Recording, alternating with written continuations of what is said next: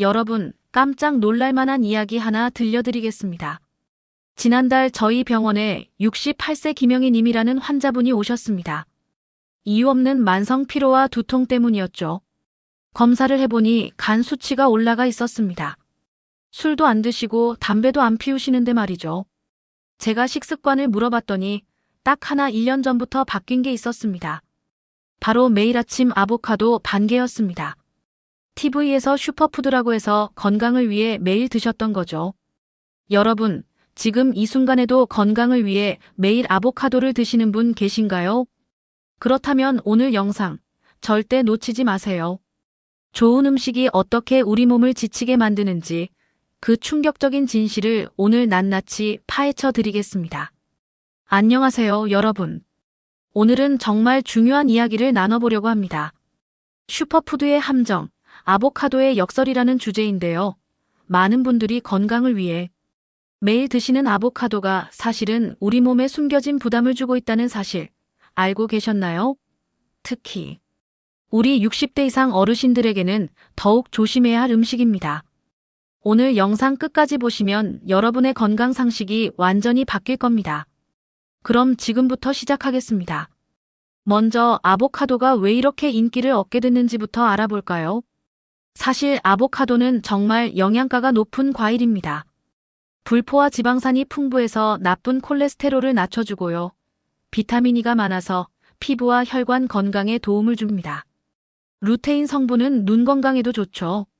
칼륨도 바나나보다 많이 들어있어서 혈압 조절에도 효과가 있다고 알려져 있습니다. 게다가 식이섬유가 풍부해서 장 건강에도 좋고요. 그래서 2010년대부터 전 세계적으로 열풍이 불었습니다. 할리우드 스타들이 먹는다, 젊음을 유지하는 비결이다, 다이어트 식품이다, 온갖 이야기가 쏟아졌죠. 우리나라에서도 TV 프로그램마다 아보카도를 소개했습니다. 하루 한 개씩 드세요. 매일 먹으면 좋습니다. 라는 말과 함께요. 그런데 여기서 문제가 시작됩니다. 좋은 성분이 많다고 해서 매일 먹어도 괜찮을까요?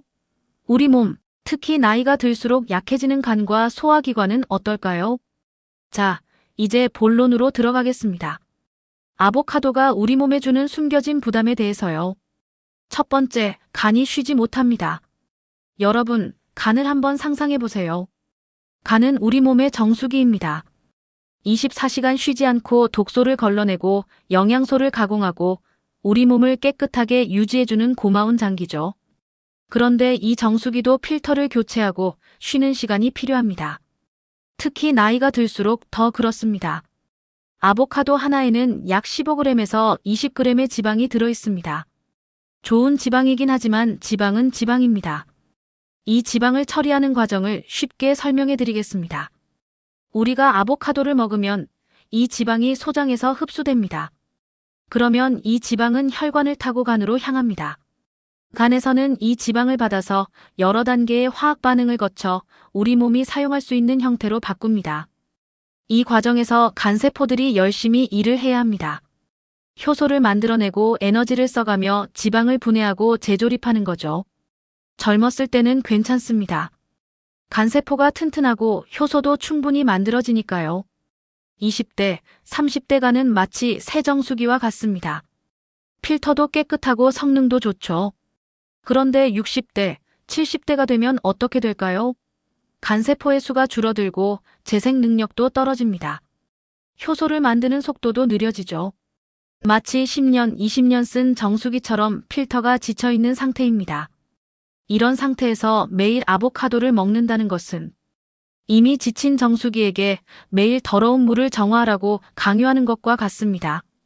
특히 아침 공복에 아보카도를 먹으면 더 큰 문제가 됩니다.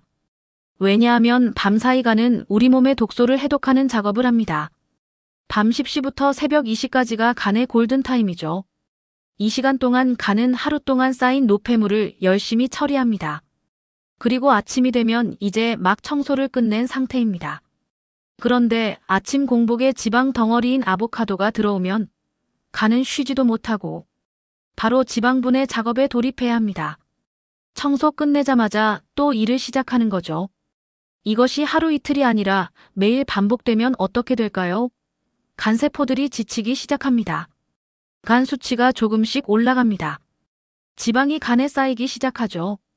그리고 우리 몸은 신호를 보냅니다. 만성 피로, 이유 없는 나른함, 오후만 되면 쏟아지는 졸음. 이게 다 간이 보내는 SOS 신호입니다. 간은 침묵의 장기라고 하죠. 70%가 망가질 때까지 아무 증상이 없다고 합니다. 하지만 우리 몸은 다른 방식으로 신호를 보냅니다. 피로가 바로 그 첫 번째 신호입니다. 두 번째, 티라민 성분의 함정입니다. 여러분, 티라민이라는 성분 들어보셨나요? 아보카도에는 티라민이라는 물질이 들어있습니다. 이 티라민은 혈관을 수축시키는 작용을 합니다.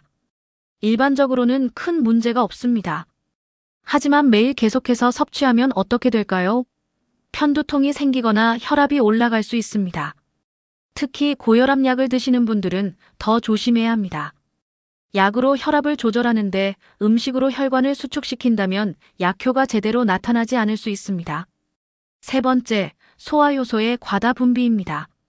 아보카도는 지방 함량이 높기 때문에 소화하는데 시간이 오래 걸립니다. 우리 위와 췌장은 이걸 소화하기 위해 효소를 열심히 분비합니다. 젊었을 때는 괜찮습니다. 하지만 나이가 들면 소화효소 분비 능력도 떨어집니다. 매일 아보카도를 먹으면 소화기관이 계속 무리하게 됩니다. 결과는 무엇일까요? 더부룩함, 속쓰림, 소화불량, 이런 증상들이 하나씩 나타나기 시작합니다. 아까 도입부에서 말씀드린 김영희님 이야기를 좀 더 자세히 들려드리겠습니다. 68세이신 김영희님은 1년 전부터 건강을 위해 매일 아침 아보카도 반 개씩 드셨습니다. TV에서 좋다고 해서요. 처음 몇 달은 괜찮았습니다. 하지만 6개월쯤 지나니까 이유 없이 피곤해지기 시작했습니다. 오전만 되면 두통이 왔고요. 소화도 잘 안 되는 것 같았습니다. 병원에서 검사를 받았더니 간 수치가 조금 올라가 있었습니다. 지방간 초기 단계였죠. 김영희님은 제게 이렇게 말씀하셨습니다. 선생님, 좋다는 음식 하나가 제 몸을 이렇게 지치게 만들 줄 몰랐어요. 이 말씀이 제 마음에 참 오래 남았습니다. 그렇다면 아보카도를 아예 먹지 말아야 할까요? 아닙니다. 답은 균형에 있습니다. 전문가들이 권장하는 아보카도 섭취량은 이렇습니다. 주 3회 이하, 한 번에 반 개 정도입니다. 이 정도면 아보카도의 좋은 영양소는 충분히 얻으면서 간과 소화기관에 부담은 주지 않습니다. 특히 우리 60대 이상 어르신들은 이 원칙을 꼭 지키셔야 합니다. 좋은 지방은 아보카도만 있는 게 아닙니다. 우리 주변에 훨씬 좋은 선택지들이 많이 있습니다. 지금부터 하나씩 자세히 알려드리겠습니다. 첫 번째, 들기름입니다. 들기름은 우리나라 사람들 체질에 정말 잘 맞는 기름입니다. 오메가3 지방산이 풍부해서 혈관 건강에 탁월하고요. 무엇보다 간에 부담을 거의 주지 않습니다. 들기름은 어떻게 먹으면 좋을까요? 가장 좋은 방법은 하루 한 스푼, 아침 식사에 곁들이는 겁니다. 나물 무칠 때 참기름 대신 들기름을 쓰시면 됩니다. 시금치나물, 콩나물, 숙주나물 무칠 때 들기름 한 스푼만 넣으면 고소하면서도 건강한 반찬이 완성됩니다. 주의할 점이 있습니다. 들기름은 열에 약하기 때문에 절대 가열하면 안 됩니다. 볶음 요리에는 쓰지 마시고 무조건 생으로 드세요. 그리고 개봉한 들기름은 냉장고에 보관하셔야 합니다. 산패가 빠르거든요. 보통 한 달 안에 다 드시는 게 좋습니다. 두 번째, 호두입니다. 호두는 정말 훌륭한 건강 간식입니다. 불포화 지방산이 풍부하고 뇌 건강에도 좋고 항산화 성분도 많습니다. 그럼 호두는 얼마나 먹어야 할까요? 하루 적정량은 손 한 줌, 대략 5개에서 7개 정도입니다. 껍질 벗긴 것 기준으로요. 이 정도면 약 30g인데 이것만으로도 하루 필요한 오메가3의 상당 부분을 채울 수 있습니다. 호두는 언제 먹는 게 좋을까요? 오후 3시에서 4시 사이 간식으로 드시는 게 가장 좋습니다. 이 시간은 우리 몸이 에너지가 떨어지는 시간이거든요. 호두를 몇 알 드시면 든든하면서도 건강한 간식이 됩니다.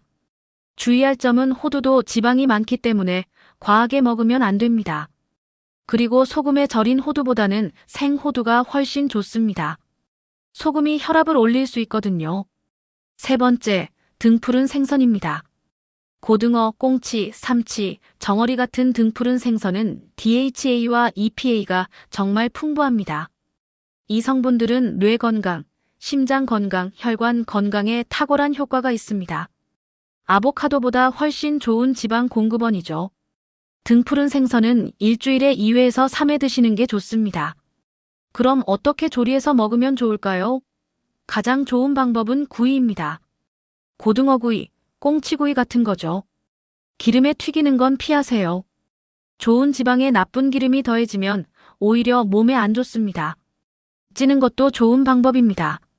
고등어찜이나 생선조림도 괜찮습니다. 다만 조림할 때 설탕과 간장을 너무 많이 넣지 마세요. 당과 나트륨이 과하면 좋은 생선도 건강식이 아니게 됩니다.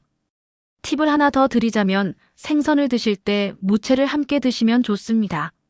무의 소화 효소가 생선의 기름기를 소화하는 데 도움을 주거든요. 네 번째, 올리브유입니다. 올리브유도 좋은 지방 공급원입니다. 지중해식 식단의 핵심이죠. 그런데 올리브유도 제대로 써야 합니다. 엑스트라 버진 올리브유를 고르세요. 정제된 올리브유보다 영양가가 훨씬 높습니다. 올리브유는 샐러드 드레싱으로 쓰는 게 가장 좋습니다. 채소 샐러드에 올리브유 1스푼, 레몬즙 조금, 소금 약간만 넣으면 훌륭한 드레싱이 됩니다. 올리브유도 들기름처럼 생으로 먹는 게 가장 좋지만 약한 불에서 살짝 볶는 정도는 괜찮습니다. 하지만 튀김용으로는 절대 쓰지 마세요. 발연점이 낮아서 유해 물질이 생길 수 있습니다. 올리브유도 하루 한두 스푼 정도가 적당합니다. 아무리 좋은 기름이라도 과하면 칼로리가 높아지고 간에 부담이 됩니다. 이렇게 지방의 종류를 다양하게 섭취하는 것이 훨씬 건강합니다. 월요일은 들기름으로 나물 무치고, 화요일은 등푸른 생선 구워 먹고, 수요일은 호두 한 줌 간식으로 먹고, 목요일은 올리브유로 샐러드 만들어 먹고, 금요일쯤 아보카도 반 개 드시는 거죠. 이렇게 돌아가면서 드시면 우리 몸은 다양한 종류의 좋은 지방을 고르게 섭취할 수 있습니다. 이제 여러분을 위한 실천 가이드를 알려드리겠습니다. 첫째, 아침 공복에는 아보카도를 피하세요. 아보카도는 점심이나 저녁에 드시는 게 좋습니다. 아침에는 간이 디톡스를 마무리하는 시간이거든요. 둘째, 샐러드 조합을 주의하세요. 아보카도에 치즈까지 넣고 드레싱까지 뿌리면 지방이 과다해집니다. 이런 조합은 피하시고 채소 위주로 드세요. 셋째, 이런 분들은 특히 조심하세요. 편두통이 있으신 분, 고혈압 약을 드시는 분, 지방간 진단을 받으신 분, 소화가 약하신 분. 이런 분들은 아보카도를 주 1회에서 2회로 줄이시는 게 좋습니다. 마지막으로 간을 쉬게 하는 하루 루틴을 알려드립니다. 하루 한 끼는 간 해독에 좋은 음식으로 챙기세요. 브로콜리는 간 해독 효소를 활성화합니다. 미나리는 독소 배출을 돕습니다. 그리고 물을 하루 1.5리터에서 2리터 정도 충분히 드세요. 가장 중요한 것은 밤 10시부터 새벽 2시 사이에는 꼭 주무시는 겁니다. 이 시간이 간이 회복하는 골든타임입니다. 여러분, 오늘 영상 어떠셨나요?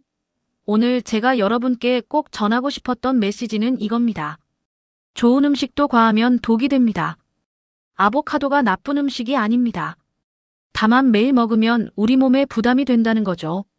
특히 나이가 들수록 우리 몸은 적당함을 원합니다.